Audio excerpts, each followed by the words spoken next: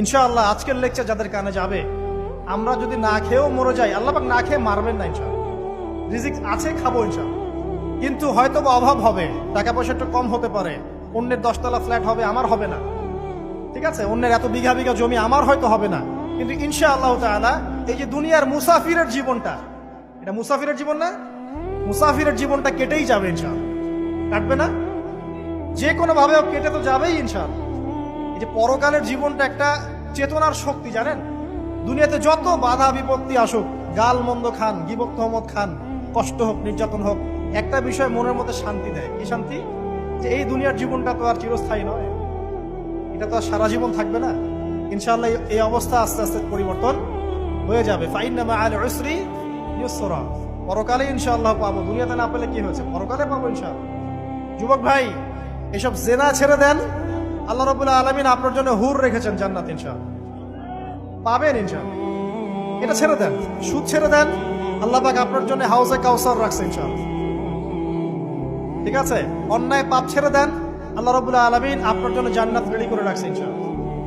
এই দুনিয়ার জীবনটা ধোঁকা, একটা ছোট্ট জীবন, পুরা ধোঁকা, কিচ্ছু নাই এর মধ্যে। আমার কথা শোনেন, এই দুনিয়ার জীবনে কিছুই নাই। চারপাশে অনেক কিছু মনে হবে, আপনার বাড়ি আছে, গাড়ি আছে, স্ট্যাটাস আছে, টাকা পয়সা, প্রতিপত্তি সব আছে।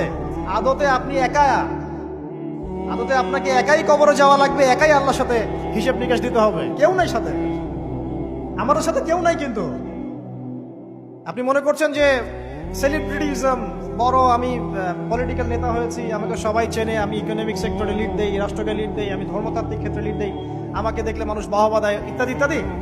দিন শেষে আমি একা, আপনিও একাই। আমাকেও একাই যেতে হবে, আপনাকেও একাই যেতে হবে। এগুলো সব চারপাশের খালি অন্ধ মোহ, আর কিছু না। এই মোহের মধ্যে ঢুকে পড়বেন না, আল্লাহ পাক তৌফিক এনায়েত করুন। নবী সাল্লাল্লাহু আলাইহি ওয়াসাল্লাম বারবার বলতেন, আল্লাহুম্মা ইন্নী আউযু বিকা মিন ফিতনাতিদ দুনিয়া, বলতেন না? হে আল্লাহ, আমি এই দুনিয়ার ফিতনা থেকে তোমার কাছে আশ্রয় প্রার্থনা করছি। ওয়া ইন্নী আউযু বিকা মিন ফিতনাতিন নিসা, আমি মহিলাদের ফিতনা থেকেও আশ্রয় প্রার্থনা করছি। আরো দোয়া করতেন, আল্লাহুম্মা ইন্নী আউযু বিকা মিন আযাবিল কবর, হে আল্লাহ, আমি কবরের আযাব থেকে আশ্রয় প্রার্থনা করছি। ওয়া আযাবি জাহান্নাম, জাহান্নামের আযাব থেকে আশ্রয় প্রার্থনা করছি। ওয়া মিন ফিতনাতিল মাহইয়া ওয়াল মামাত, জীবন মৃত্যুর ফিতনা থেকে আশ্রয় প্রার্থনা করছি। ওয়া মিন শাররি ফিতনাতিল মাসিহিদ দাজ্জাল, এবং দাজ্জালের ফিতনা থেকে আশ্রয় প্রার্থনা করছি।